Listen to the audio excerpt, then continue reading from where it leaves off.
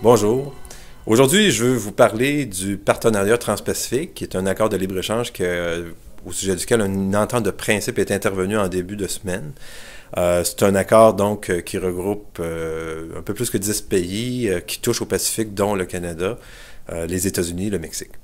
Alors, cet accord de libre-échange est intervenu et dans le cadre de cet accord-là, il est prévu que plusieurs des produits étrangers, des produits laitiers, des œufs, de la volaille, donc des produits qui sont sous gestion de l'offre, qui sont produits de façon importante au Québec, puis en particulier ici dans le comté de Rousseau. Donc, ces produits de l'extérieur vont pouvoir rentrer en plus grande quantité au Canada puis au Québec, puis évidemment, ça va avoir un impact important sur nos producteurs dans le comté de Rousseau.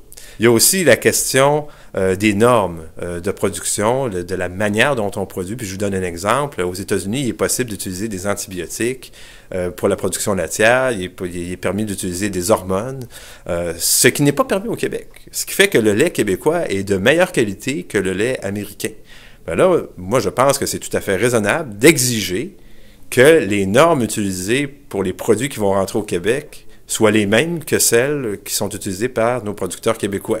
Autrement, ça veut dire que nos producteurs ici vont être désavantagés, seront pas à armes égales contre ces produits étrangers qui pourraient rentrer au Québec. Alors donc, on appelle ça la réciprocité des normes. Nous, on pense que c'est obligatoire de s'assurer de cette réciprocité des normes.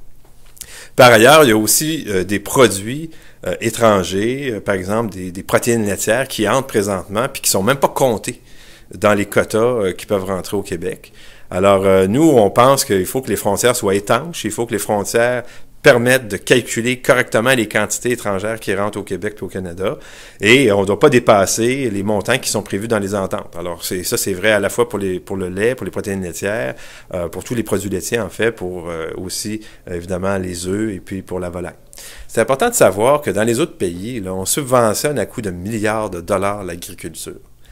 Au Québec, au Canada, on a fait un choix différent. Plutôt que de donner des subventions directes aux agriculteurs, on leur a offert un système qu'on appelle donc de gestion de l'offre, dans le cadre duquel il y a des prix qui sont garantis, il y a des quantités de production qui sont déterminées, puis il y a un contrôle des frontières pour s'assurer justement que des produits de l'extérieur n'entrent pas. Ce système-là permet d'assurer que notre secteur agricole vit correctement. Ça permet aussi d'assurer qu'on a une certaine souveraineté alimentaire. Alors moi, je réitère l'importance de s'assurer que nos producteurs ne sont pas sacrifiés dans cet accord de libre-échange.